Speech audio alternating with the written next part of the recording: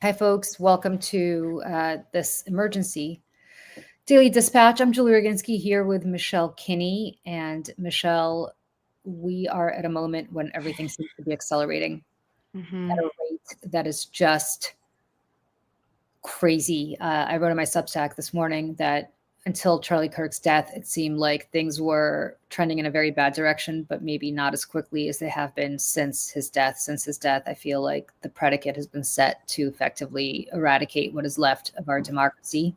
Yeah. And tonight, something really devastating happened just a few minutes ago before you and I decided to do this live. Yeah. Disney was threatened by Brendan Carr, the head of the FCC, that they had to yank Jimmy Kimmel, the comedian who is a mainstay of late night on ABC, hosting their flagship late night show, and has been doing it for years, very successfully. Yeah. They have like 200. I just want to say also, just the Jimmy Kimmel show itself, just on YouTube, they have 200 million subscribers. Like, it's, major. What Brendan Carr, the head of the FCC, said was Disney could either do this the easy way or the hard way. I have the clip if you'd like to watch I would it. love for that to happen, yes. And frankly, before you see, what's up? Sorry, before you play that clip, he's saying this to Benny Johnson, a crazy right-wing bigot, who would not be allowed in polite society under any other circumstance, and who was paid by Russia to spew propaganda. That guy apparently is totally acceptable for the FCC chairman to appear with, but Jimmy Kimmel is not. So why don't you go ahead and play the clip now? Frankly, when you see stuff like this, I mean, look, we can do this the easy way or the hard way.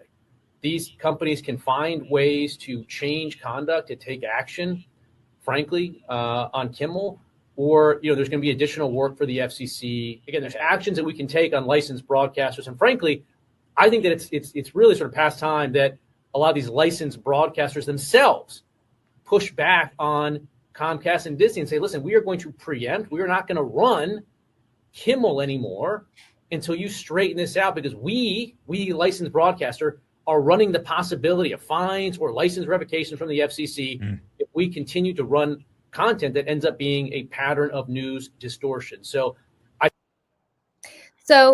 sure enough, within just a few moments of Brendan Carr saying this, Nexstar, which is a one of those licensed broadcasters that has, I don't know, but I think about a dozen or so ABC Disney affiliates, said that they were not going to run Jimmy Kimmel's show anymore for the foreseeable future. And then, of course, that set the predicate for Disney to bail on Kimmel altogether. To be clear, this is the same Walt Disney Company that paid Donald Trump $16 million in what is considered a bribe. There's no other way to put it.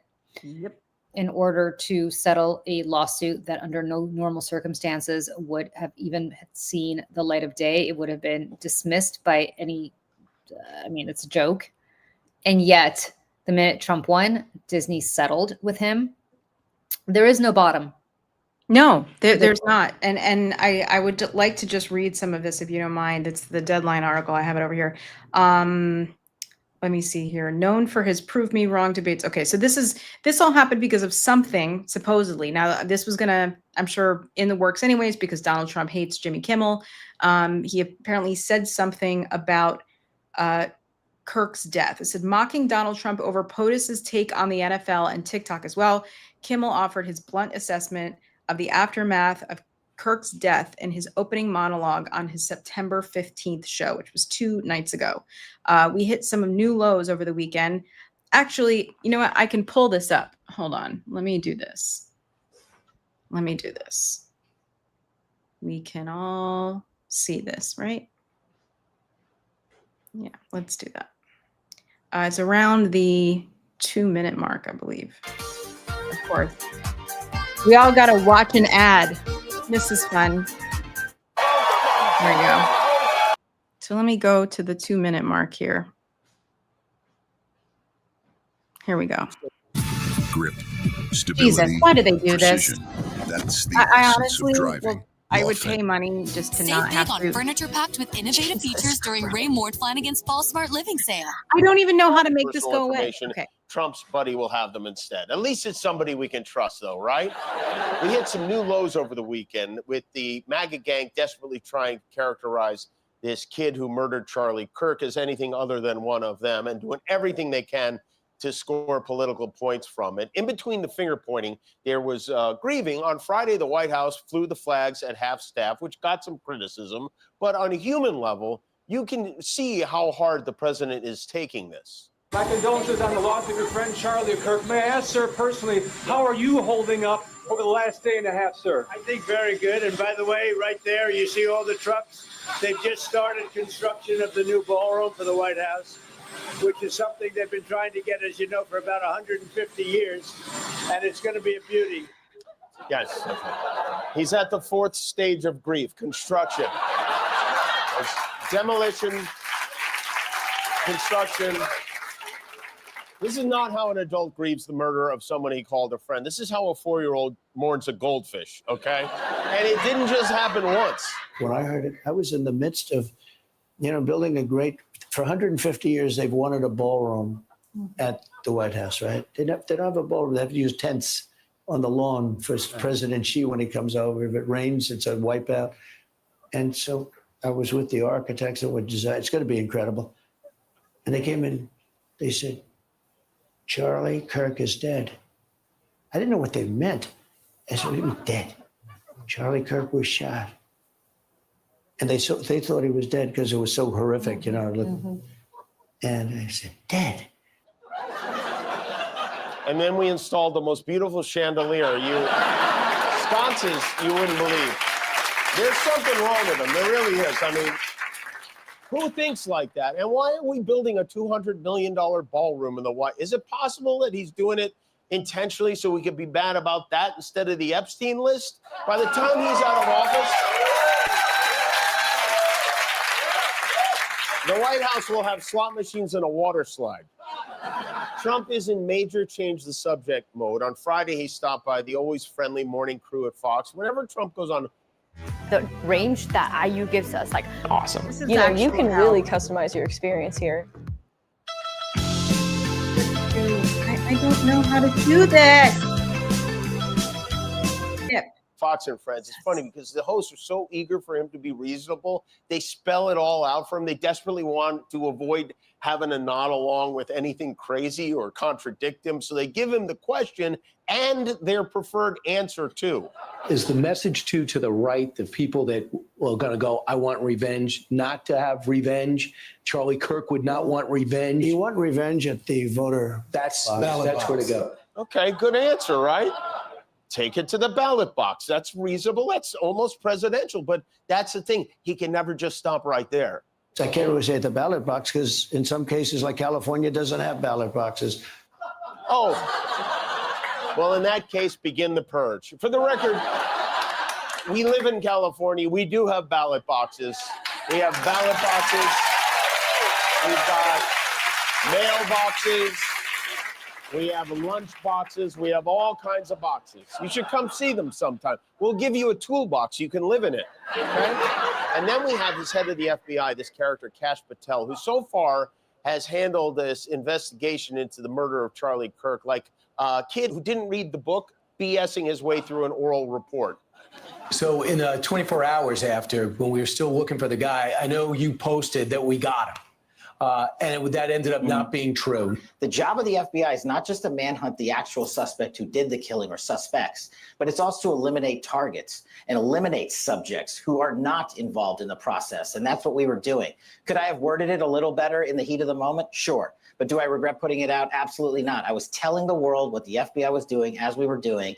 Which was claiming we caught the killer when we had not. Kash Patel always looks like he just got hit by a Volkswagen. The governor of Utah, Governor Spencer Cox, has been a rare voice of sanity after what happened in his state. He urged Americans to choose humanity, connection, and love, and even encouraged us to listen to people we disagree with, which is not the plan, according to Marjorie Taylor Greene. Klan Mom wrote today, there's nothing left to talk about with the left. They hate us. They assassinated our nice guy who actually talked to them, peacefully debating ideas. Then millions on the left celebrated and made clear they want all of us dead. To be honest, I want a peaceful national divorce. Same thing her husband said about 2.5 years ago. But a peaceful national divorce. How would that work? You get Florida, we get Vermont. I mean, we share custody at Disney World every other weekend. She's right, though, right? It feels like we are all stuck in a marriage to Marjorie Taylor Greene right now.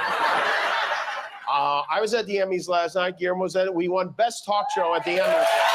Yeah, so that's just in time to not watch that. Okay. Yeah. But yeah, that is the monologue that supposedly got Jimmy Kimmel fired. But I think that they're using this. I mean, I think we know that they're using this as an excuse to get rid of him, just like they got rid of Stephen Colbert. And let's be very clear, since we're on the subject of Fox and Friends. Two things that I want to mention. Yep. One is that while the FCC has no control over Fox, they do have carriage rights with different corporations that are different cable networks, right? Comcast, name them all. Spectrum here on the East Coast. I'm not sure what happens on the West Coast, but anyway, the person there that you saw Trump sitting with on that couch on Fox and Friends is a man named Brian Kilmeade, who I know. My friend Gretchen Carlson sat next to Brian Kilmeade for many years when she co-hosted Fox and Friends. I, in the very beginning of my time at Fox, used to go on Fox and Friends, and towards the end of my time at Fox, I refused because it was such a toxic, awful show, much like I refused to go on Hannity towards the end. But Brian Kilmeade said that we need what I call a final solution to the homeless problem, which is that he said, just kill them all, involuntarily euthanize them, if that's what it takes. That does not get you banned from television. If we want to compare apples to apples, Fox also has a late night show of its own. Oh, God. Yeah. Run by a man named Greg Gutfeld. Horrible. Who I used to sit next to on the 5 when I used to co-host that show back in the day. I'm not even going to get into what a horrible human being Greg Gutfeld is, other than to say that he was on yesterday, I believe, or 2 days ago, maybe it was Monday, on the 5 with my friend Jesse Tarlov, who's the token Democrat on that show, who's very, very good. And I don't know if you have that clip, Michelle, but we don't have to pull it up because it actually makes me sick to watch. But when she brought up Melissa Hortman. Oh, no, I don't have that clip. Yeah, the state senator, I believe, state rep or state senator in Minnesota, the state legislator who got murdered in cold blood. In her home. In her home with her husband and her dog. Which Republicans are basically saying, oh, no, this guy was just mentally disturbed. He didn't do this for any political reasons. Okay. I personally think killing anybody makes you mentally disturbed, but I don't know why he's any more mentally disturbed than this guy who killed Charlie Kirk is, but never mind. He started screaming at Jessica Tarlov. Oh my God. I'm actually, since I have my other laptop here, I'm going to try to find it. Hold on. Yeah. I don't even want to watch it, honestly, Michelle, because it's so gross, because it just made me sick. Because the look of, it takes a lot to rattle Jessie, but the look of shock on her face, started screaming at her, saying, don't give me this bullshit. Nobody knew who Melissa Hortman was. And Jesse Tarlov said, as though that somehow makes it okay to kill her because nobody knew who she was. Because I didn't know who she was. You didn't know who she was. So it's not okay to kill celebrities, but it's okay to murder a state legislator in cold blood because nobody really knew who she was. You know who knew who she was? Her kids knew who she was. Her constituents knew who she was. Her neighbors knew who she was. Her family knew who she was. Greg Gutfeld is allowed to continue at Fox. No problem. Of course. No problem. Of course. Sorry, go ahead. I've got to tell you, when this is all over, and it will be over one day, because I don't know if it's going to be in the next few years, in the next decade, in the next 8 decades. I don't honestly know how long we're in this for, but one day it will be over. I don't want to go back to the days of, well, let's get back to the way things were. And this is not, we have to live up to our democratic ideals and our constitutional ideals and freedom of speech. No. Because if we do that, the next cohort of these assholes is going to think it's okay to do that again. Yep. And listen, and they're like gremlins, and they're bubbling from the ground right now. Like MAGA, and we've been talking about this, like MAGA having been so successful now that they've actually, the virus of MAGA has mutated, and there's a new version of it that's out of control and flanking MAGA from the right. And on our group chat, Jojo actually just made a very good point. They're going to target SNL too. They absolutely are, because of NBC. And my lovely friends over at the Daily Show, we were kind of joking over the summer. He's like, am I going back to work? I don't know. And they're on air, but that's Paramount. It's Comedy Central. I don't know how much longer that will go on. I mean, this is like legitimately this is fascism. Fascism is not coming to America. Fascism is here. It's here. And while I know that you don't want to watch this because it's disgusting, I actually think people do need to see this, because unless you're like chronically online like we are, or if you watch Fox News, you wouldn't know. But this is Greg Gutfeld in this really disgusting exchange with Jesse Tarlow. Yeah. Let me play this. Hold on. Okay. What about Melissa Hortman that we just you want to talk about Melissa Hortman? Did you know her name before it happened? None of us did. None of us were spending every single day talking about Mrs. Hortman. I never heard of her until after she died. Doesn't matter? Don't play that bullshit with me. You know what I'm saying is there was no demonization, amplification about that woman before she died. It was a specific crime against her by somebody who knew her. The same. Now you could bring up Josh Shapiro, but then you will not bring up, for example, that was a pro-Palestine person. So don't use your. What about this? The fact of the matter is the both sides argument not only doesn't fly. We don't care. We don't care about your both sides argument. That shit is dead. For one thing, there is no cognitive dissonance on our side. On your side, your beliefs do not match reality. So you're coming up with these rationalizations like, what about this? Or what about that? My laptop decided to go into night mode in the middle of that, but stop it. Just stop it. Yeah. I don't hear it. Listen, he's such a reprehensible. By the way, just because I used to be on that show, see how he's looking down at his notes? That's because this was all staged. Not by Jesse Tarlow, who I'm sure didn't know this was coming, but by him. Mm-hmm. He knew exactly which way this was going to go. This was all staged. I want the next president in the United States, who's a Democrat, to make it clear to any cable operator that if they carry Fox News, they will have problems. Mm-hmm. Right? Mm-hmm. I don't want this whole, we got to get back to there is no going back. There is no going back. There's no going back. There needs to be a complete and utter rip them up by the root, eradicate them, and then we could go back to another version of what it was another before. version. Because obviously what it was before is so fragile. I mean, and we knew that, right? I mean, the Constitution is only as good as all of us abiding by it and believing in it. All it takes is a bunch of people in power to rip it up and say no more. And look what's happened. I mean, Amy Coney Barrett did an interview the other day, and she was asked about the 22nd Amendment and a third term. And she was like, well, that's what it says. That's what it says. And then she smirked. And that should send a warning to everyone that Donald Trump is never going to leave. unless he has a heart attack or some other medical, intervention, he is never going to leave. Ever. And honestly, if it's JD Vance, I don't know that he leaves either. Oh, I don't think he's any better. In fact, he might be worse. Mhm. Look, he's a try hard, and he's gonna have to try so hard that he's gonna overcompensate. Yeah, I think that's right.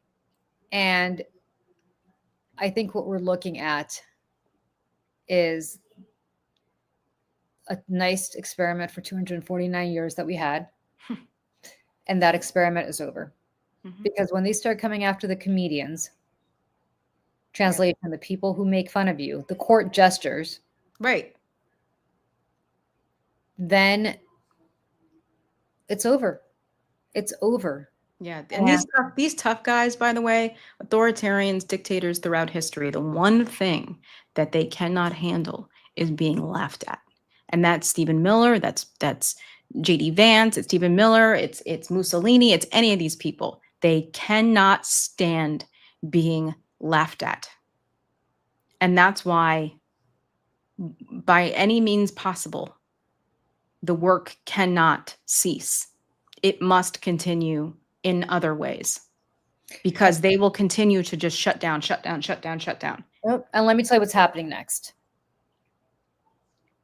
Larry Ellison and David Ellison, his son, the Ellisons, who are now the richest people in the world because Elon Musk screwed the pooch on his fortune by deciding to get a little too political.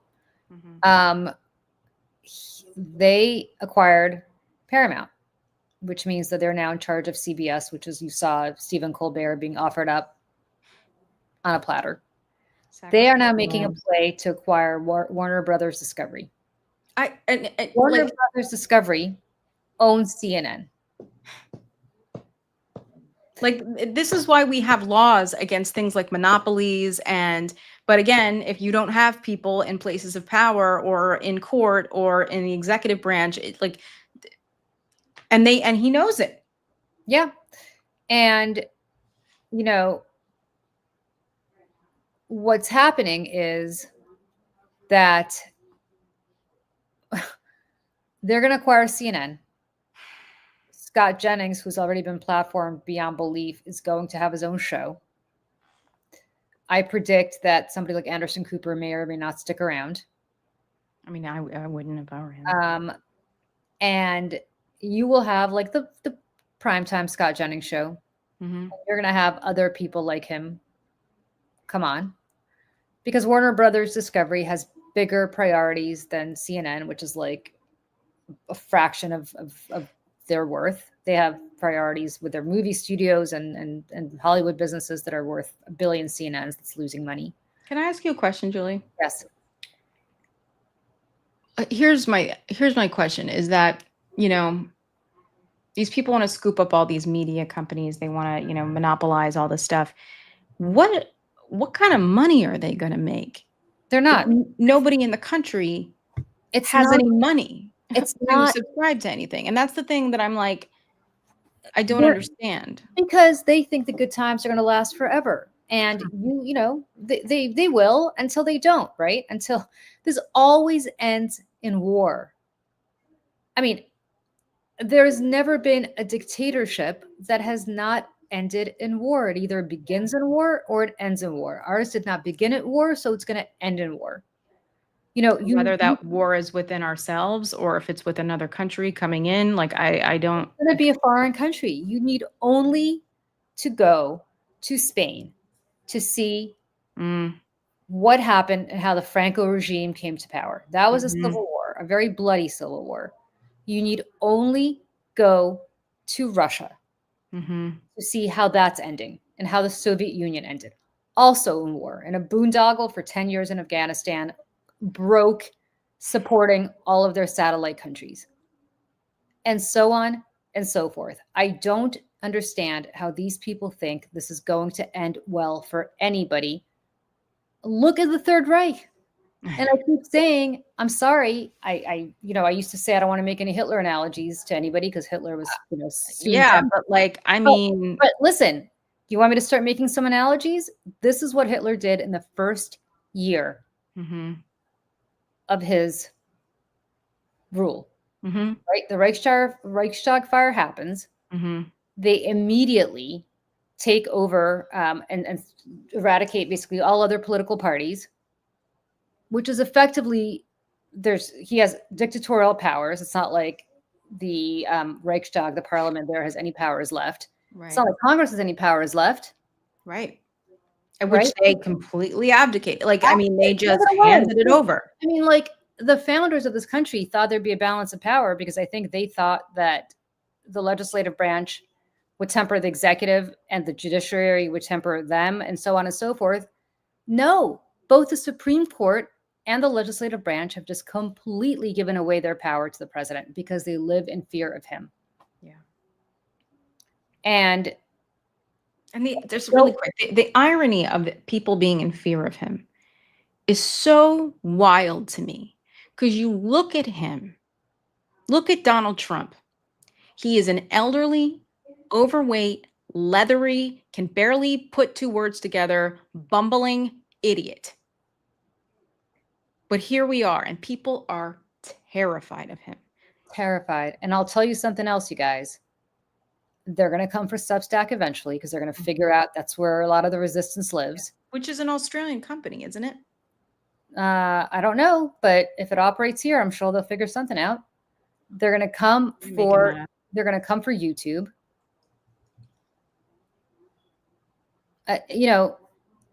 Over and over and over, they're going to come for all these different things, and they're going to shut them down. And the question is, where is independent media going to live? Because they're going to eventually figure out that independent media is actually where the resistance is now. Sorry, I made that up. I was completely mislearned. But yeah, the founders, Chris Best, Jiraj Sefi, and who's the other person? Hamish McKenzie. YouTube, the platform we're on right now, is owned by Google. Do you think Google has bigger priorities? Of course they do. And I think about all these creators, that make millions and millions and millions and millions of dollars on YouTube. And this is where I get really self-righteous, Julie, because I'm like, y'all have these platforms and you said nothing.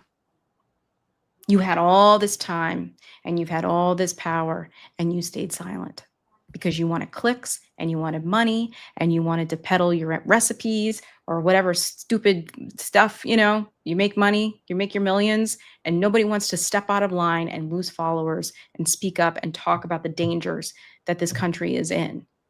And this is where the unfortunate reality is that people are going to lose everything. And when the day comes, will they ask themselves, could I have done something to prevent it? And the answer is yes. I mean, I don't, this is not about Jimmy Kimmel, guys. This is not about way bigger than that. This is way bigger, because Michelle is so right. They cannot stand being laughed at. No, listen, I was at the Lincoln Project for 4 years. I for the first 4 or 5 months that I worked there, I was in comms, and then I moved over to creative, and I spent early January of 2021 until early of 2024 making ads with the Lincoln Project.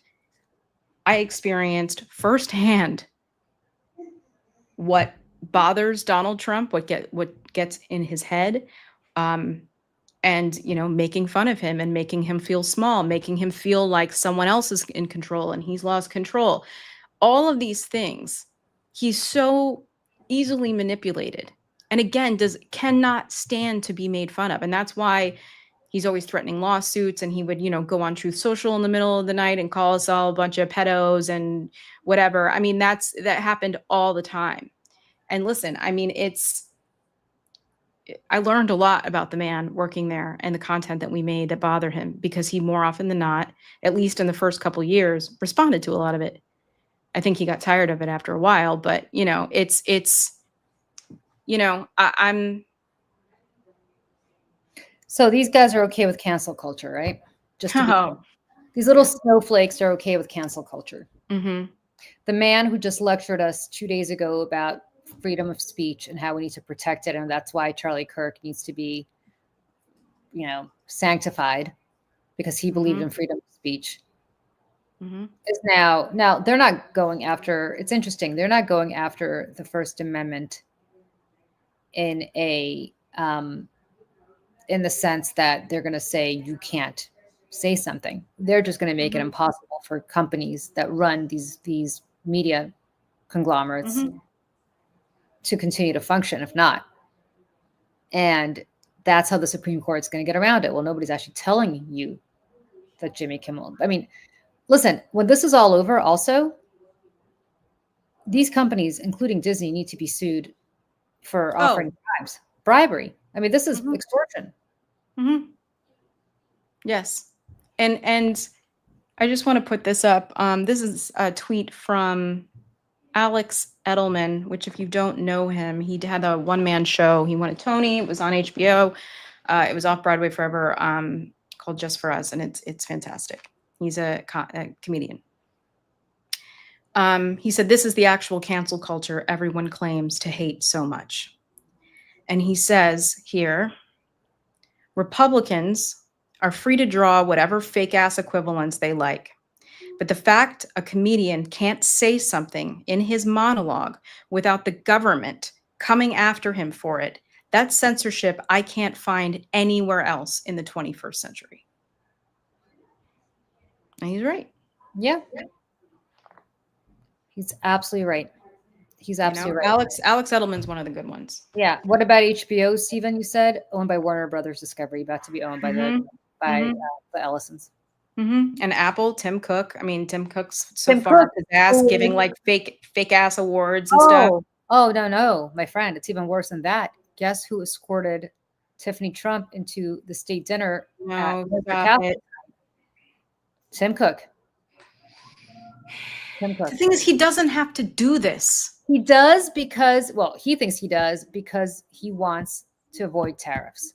He's doing this so that Apple has an exclusion for tariffs, because if these China tariffs kick in for Apple, your iPhone's going to cost 3 times what it costs now. And that's what Tim Cook is doing this for. Again, extortion. So he could get a waiver. The little mom and pop store that's selling tchotchkes that are made in China, they're not going to get a waiver. They're going to go bankrupt, but not Apple. Which again, there's all the bad stuff that the American government is doing to us, right? There's all this fascist stuff. And then there's the FBI, who's, not doing counterterrorism anymore, and they're not doing their jobs. And the CIA was gutted and purged. And we have on top of that a power grid, and cybersecurity that's been dismantled, and a very vulnerable power grid. Russia or China could hit a button and shut the power off for the entire eastern seaboard. Like, these things are very possible for happening. And again, this is where I just look at these people and these companies, and I'm just like, to what end? And that's the thing. I think what you're saying, Julie, is that they think that the good times are going to last forever. And I think that they're just not even thinking about it. And I read about these dictators who, they kill this person and they kill that person, and until they finally just run out of people. They run out of people to have power over. And then what? It's Gollum in the ring. I don't say this lightly. I legitimately, I don't say this lightly. If you have the ability and the capacity to go, now would be a good time to explore those options. Yeah. If you have a grandparent who was born in Ireland, now would be a good time to apply for that Irish citizenship.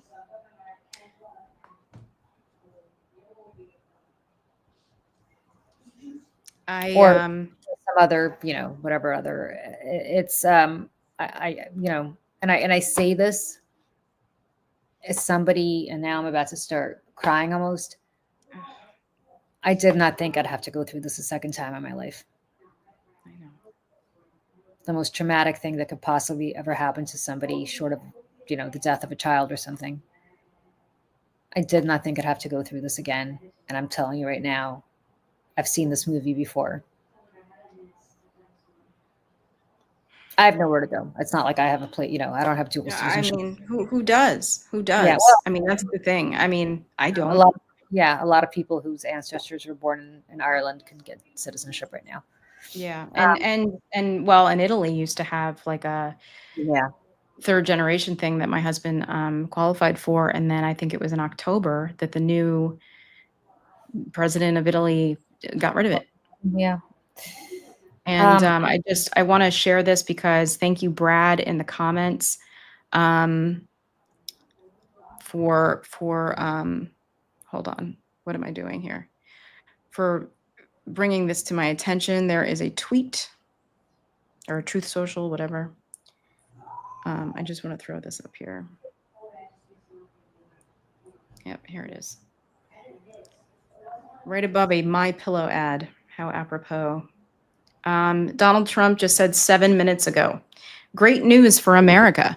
The ratings challenged Jimmy Kimmel show is canceled, all caps. Congratulations to ABC for finally having the courage to do what had to be done. Kimmel has zero talent and worse ratings than even Colbert, if that's possible. That leaves Jimmy and Seth, two total losers on fake news NBC. Their ratings are also horrible. Do it, NBC. President DJP. Yep. Like, I mean, here's the thing, and I'm really going to try not to like lose it. And guess what's going to happen? They're going to do it. Seth is going to be next, and then the Tonight Show is going to. Yeah, because Jimmy Kimmel has been the probably trying to be the everyman here, who doesn't really say anything terribly controversial to his own detriment. Honestly, you know, I've always thought Jimmy Kimmel was a little foolish. I mean, funny but foolish in that regard. But this is where I'm like, this is the American president that literally ended late night television. Like, this is McCarthyism on crack. Do you remember when Jimmy Fallon, who I cannot stand, went when Trump went to Jimmy Fallon's show? The hair. Remember the hair? Mm-hmm. That's what that gets you, Jimmy Fallon. Yep. And again, like, it's the same thing with the people on YouTube, right? Who have these incredible platforms to speak up and speak out and warn people. And maybe not both sides in election, like Kamala Harris is, oh, she's got a funny laugh and I can't, oh, she doesn't have like a platform that I really can see. Where is it? But, but Donald Trump. And, I know we're not supposed to tell people we told you so, but we told you so.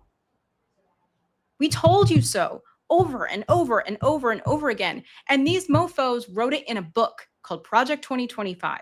There is a page dedicated to media things. I have this thing sitting right here. Project 25 proposes changes for public broadcasting, PBS, NPR. That happened, including cutting funding and reshaping their obligations to align with conservative priorities. It suggests reforms of how the FCC treats media that is deemed biased or not aligned with conservative values, which may include legal or licensing implications. However, the text is not explicit about revoking licenses of private broadcasters if they refuse to comply, because of course, if they wrote that outwardly, it would have been a harder sell. And again, Project 2025 with, I can't remember her name, the actress at the BET Awards in 2024, she was on stage talking about, this is our livelihoods, these are our families, and this is not a game. Project 2025 is not a game. Look it up.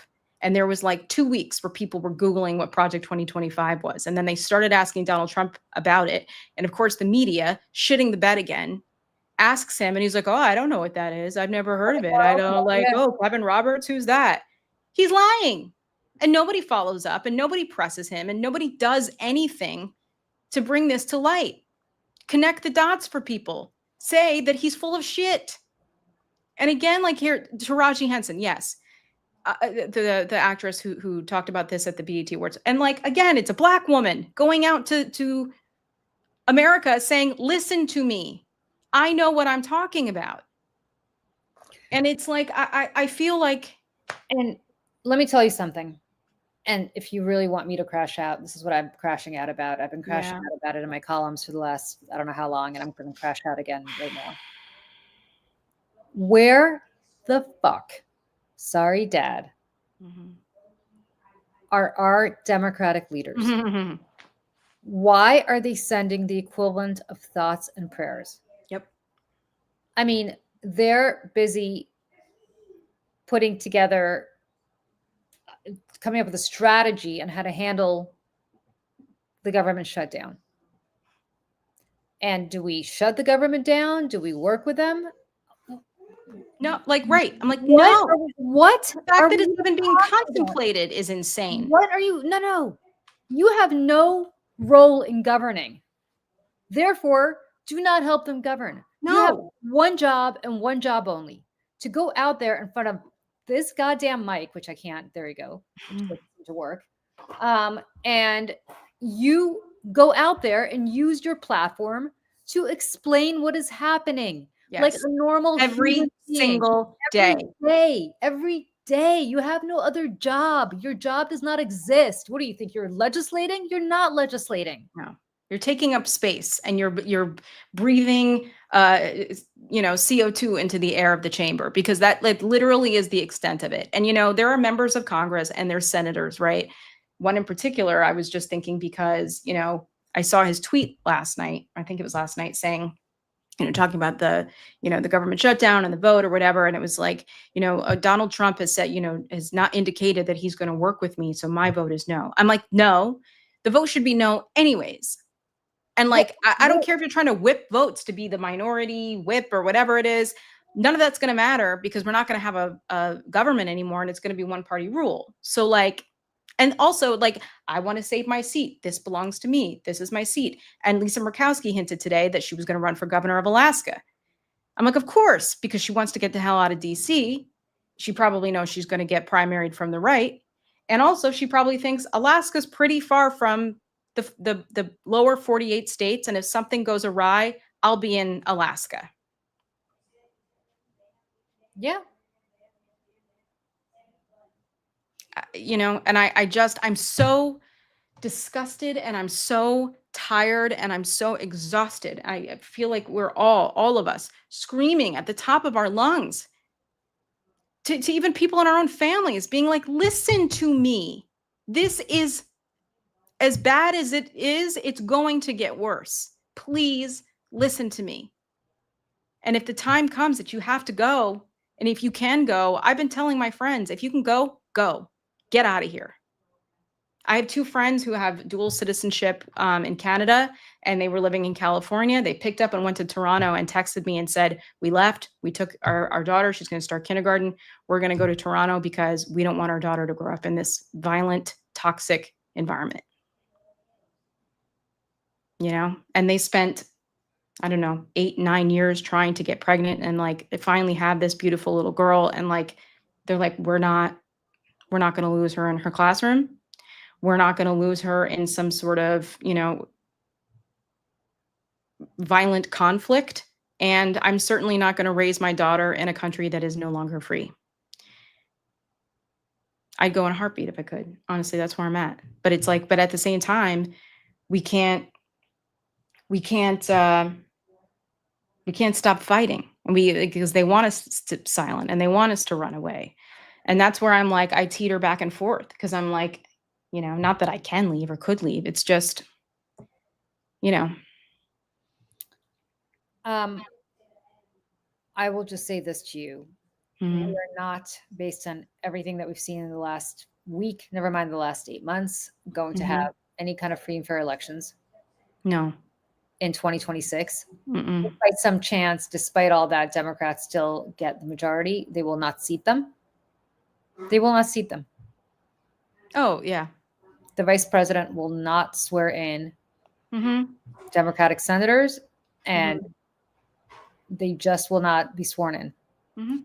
And there's going to be another Supreme Court. That's the way it's going to go is, it's going to be appealed to the court. Lower courts are going to say seat them.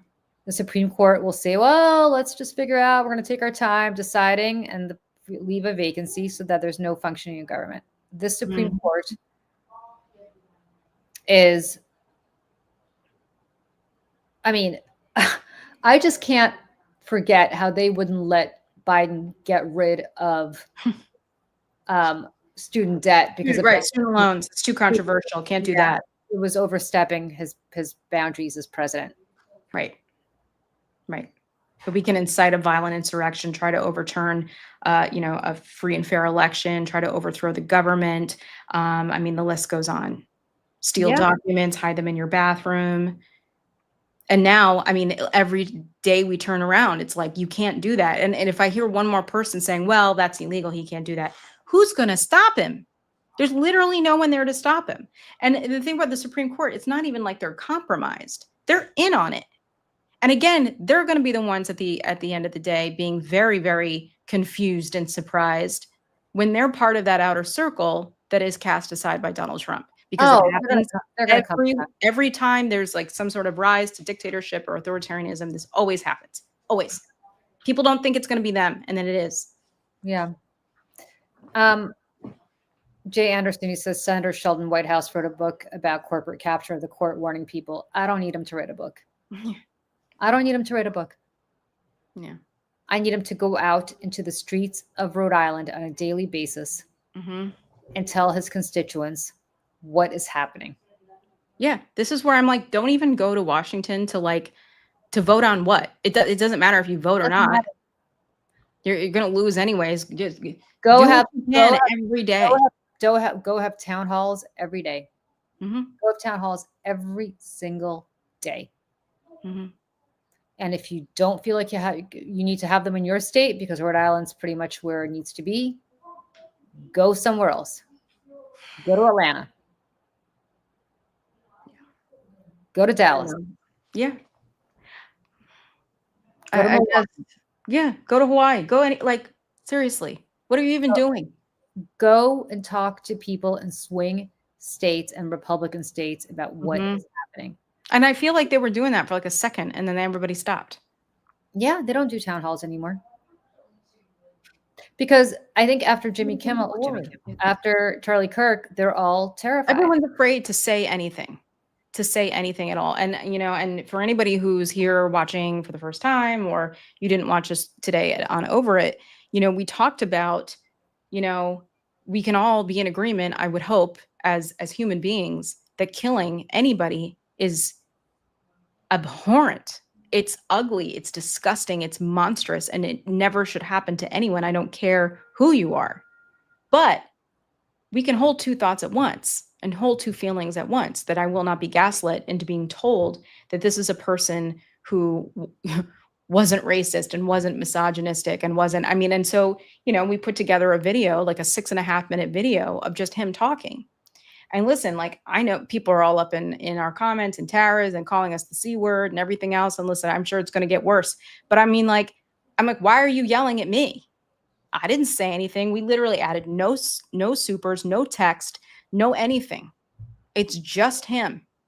And Scott Jennings setting it up, saying that he is a mainstream conservative Republican and whose values are shared by the party. And then we have JD Vance on Charlie Kirk's podcast saying that, we can't have unity with these people. I don't know, Julie. I'm every day since last week, and it was, it's been a week. It's been 1 week since Charlie Kirk was assassinated, and I was sitting on your couch, in New York, and we spent the day in the afternoon, kind of just because it was just such a shocking, horrible day for all the reasons. And now here we are, and look what has happened since. It feels like you said at the beginning of this, accelerated. It's like somebody put their foot on the gas and is 8.21 gigawatts. Like, that's what this feels like. And I don't know how we stop it. Yeah. I just don't. And because, again, the people who can be doing stuff, the people in power, the people in Congress, people in the Senate, and let it be known, the Republicans could do something, but they won't. And we're out here begging the Democrats to stand up and do anything because we got a better chance at least, but the Republicans will do absolutely nothing. They have allowed all of this to happen. You know? Nothing. I'm so angry. I'm so angry. And like, you know, also I love Jimmy Kimmel. I watch Jimmy Kimmel all the time. And I mind you, I catch him the next day, usually on YouTube, but I love Jimmy Kimmel. And I love that he's been one of the people on late night who has spoken truth to power for years now. 4 years. 4 years. And I would say more in your face than anybody. And, you know, Jon Stewart, I'm sure, is going to be up on the list next. After that, in whatever threat or bribe he's going to make with Paramount. You know, I'm very staff is out of a job. Yes, I know some. Like I know a couple writers. Like, yeah, they all lost their jobs today. Yeah, camera people, union workers, people in the office, administration, accounting. I mean, like it takes a small city to put on a show like Jimmy Kimmel. Yeah, and they've all lost their all lost their jobs. Now would be a good time for like Matt Damon to speak up. Yes, or George Clooney, or like literally like all of them that couldn't shut them up during the 2024 election about Joe Biden are awfully quiet now. But I mean, Matt Damon, who had this whole long riff, excuse me, with Jimmy Kimmel for years. They had like the fake one, like the fake rift? Yeah. Rift. Because I'm Matt Damon. Yeah. Yeah, he's got a platform. Use it. Use it. Mm-hmm. George Clooney, who's desperately worried that I guess his wife's not going to be allowed into the country or something, isn't saying much. Apparently now he's not into politics. That's it. After 2024. Just horseshit. A couple months ago when he was putting up his show on Broadway, Good Night and Good Luck, which ironically is about McCarthyism and you know, the federal government getting involved in broadcast news. And they aired it on CNN, and I do recommend people to go watch it. It is quite good. But he did a one-on-one interview with him and Patti LuPone at the Rainbow Room, which is at the top of 30 Rock in New York City. And that's where they filmed it. And they're sitting in their chairs, and like, you know, Patti LuPone like hates Donald Trump, and she's always, you know, always has. You know, and she says, you know, I don't know, I'm worried. And he says, I think we're going to be all right. I think we're going to be all right. And Patti LuPone's like, really? Like, and I don't think she want to like start a scene and like, you know, in the middle of the interview, because this really wasn't what it was about. And he was like, no, I think it's going to be fine. I think, you know, we're going to go through this. We're all going to get through this together. And it's going to be, I'm like, you know, it must be nice to be you. It must be nice to have a house in Lake Como. Yeah. Like, it must be nice. And for you to sit up here on your ivory tower and tell the rest of us now, like, and here's the thing, like, you know, my husband's got a good job. I live in New York City. Like, listen, I got a roof over my head. I'm very fortunate. But even given that, I do not have the means to move to another country. Like, I just don't. Do you know what I'm saying? And for him to kind of say something like that is so arrogant. And then, like, I would say, like, you know, as a childless 43-year-old with, you know, my husband who's an attorney, like, you know, how are other people doing? I mean, on top of all the other shambles of the economy and people losing their jobs, and people are going to get sick, and they're going to lose their health insurance, and they're going to lose Medicaid and Medicare, and a third of the farmers in Arkansas are going to go bankrupt. I mean, this is all going to come crashing down. And this is, again, where I'm like, I pray, and I don't have a lot of hope really that the righteous anger of the American people are going to rise up and shut it down. But like, I think everyone's just so tired and complicit and like all up in their phones and scared, and they don't want to look up, and they don't want to risk their own well-being or means to an end. And you know, it's I even think about my own friends in theater industry. Obviously, many of my friends still work in theater, not just in New York, all over the country. Friends who worked at the Kennedy Center, no more. You know, it takes a lot of investors to put on a Broadway show these days in the last 25 years or so. Like it's become a different animal. If those people, the rich people, don't have money to put in these shows because their businesses are suffering, because really, I mean, it is a very risky investment to invest in a Broadway show because it takes a lot to get your money back. People aren't going to take the risk anymore. And there's another industry that is central to New York City tourism. More people go see Broadway shows than people see NFL teams. Yeah. And you know, it's on top of the fact that nobody wants to come here from out of the country. You know, it's I don't know what it's going to take. I don't know what it's going to take, Julie. I can't even make small talk with people anymore. I can't do it. I don't know the answer to that. I know. I'm going this weekend. I'm going to go have martinis with two of my best friends. And we all agreed that we all know what's going on in the world. We're all very in tune, but we don't want to talk about it. Yeah. And we're going to have some dirty martinis. Well, I think we don't need to belabor this. We've been at it. Yeah, I know. Other than to say, look, dark days are ahead. Mm-hmm.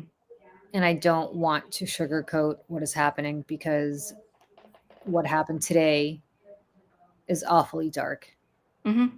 And it's been less than a year since Donald Trump has taken the oath of office.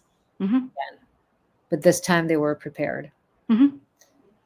What is it that they say? A failed coup is a training exercise. Mm-hmm.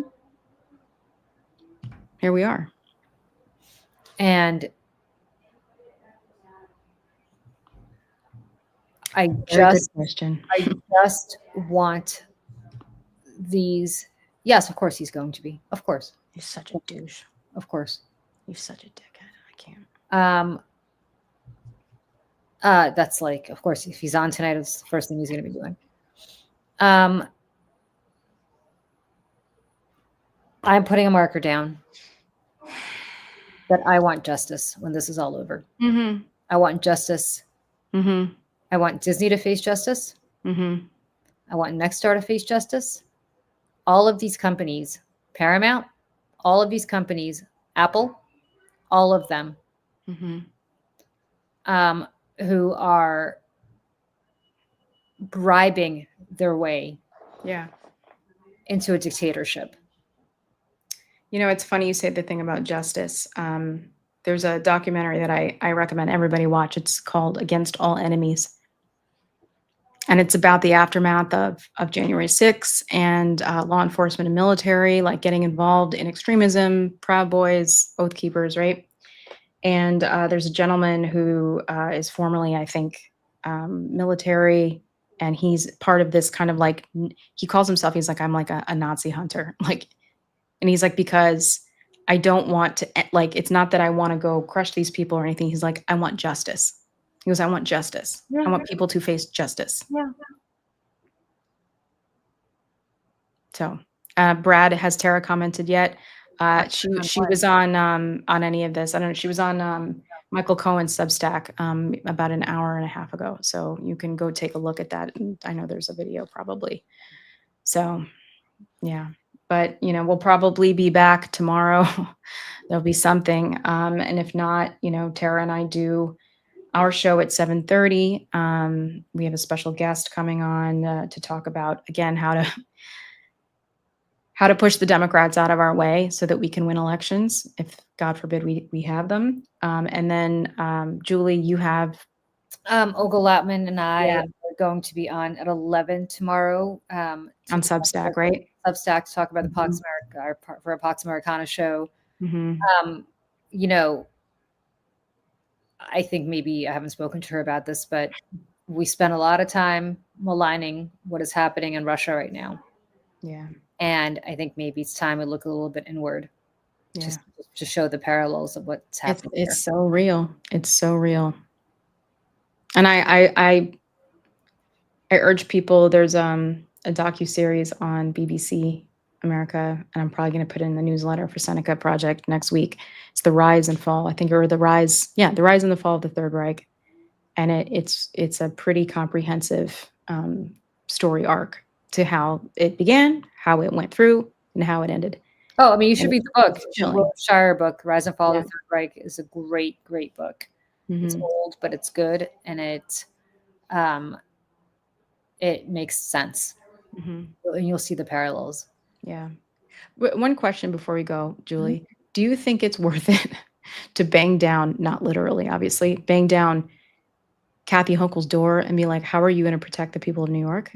Because I feel like I live in a state where things are supposed to be a little bit better, but like some of this, you know, how much can a state do to push back? I mean, people have been talking about the soft secession thing, about, you know, I wrote a whole pulling their column. power.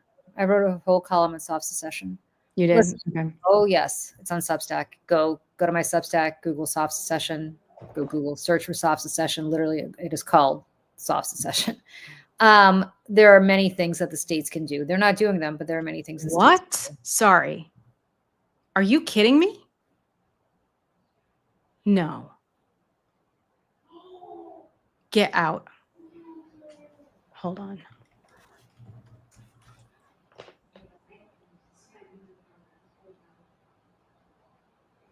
There it is. South Park dramatically. Hold on. South Park creators cancel episode from airing. This 59 minutes ago after Charlie Kirk shooting. They said they didn't get it done in time. I don't believe it. They said this one's on us. We didn't get it done in time. I'm not buying it. They've been getting it done on time for 27 seasons. I'm not buying it.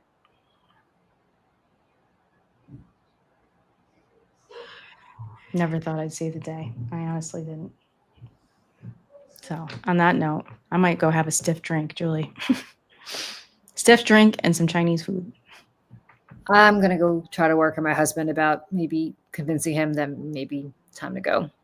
Yeah. He's Good luck with that. Yeah, he's not convinced. All right. On that note, question for you guys before we go. Do you think Stephen Colbert actually makes it to the end of the season? Mm-mm. I predict they cancel him before that. I predict the mask is off now. Now that Kimmel is gone, the mask is off, and they will. And they're emboldened. Yep. And they know that no one's going to stop them. Yep. You can be like, get him off, get him off. And listen, CBS will pay out the rest of their contracts. We'll pay out the rest of his contract, But it's like, you know, whatever, chunk change at that point. Yeah. I don't think Colbert is going to be around till May. I don't know that Jon Stewart is. I don't either. All right, everybody. On this sad note, we love you Andrea, all. this is sad. Yes. Thank you. We don't mean to be sad. Let's all. Well, but at the same time, like, I mean, Let's be really, realistic. you're a lot like I can't lie. I'm not going to sit here and pretend everything's fine. Like I can't lie, and it's, you know, I not lie, but you know what I mean, like pretend that things maybe are a little bit better than they are, and it's just they're just not.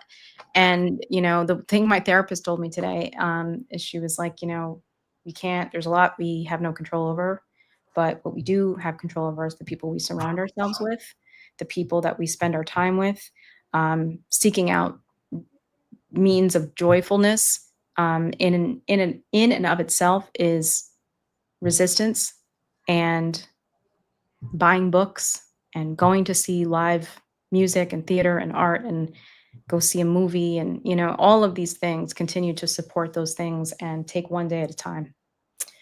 We are not going anywhere, you guys. No, we are not.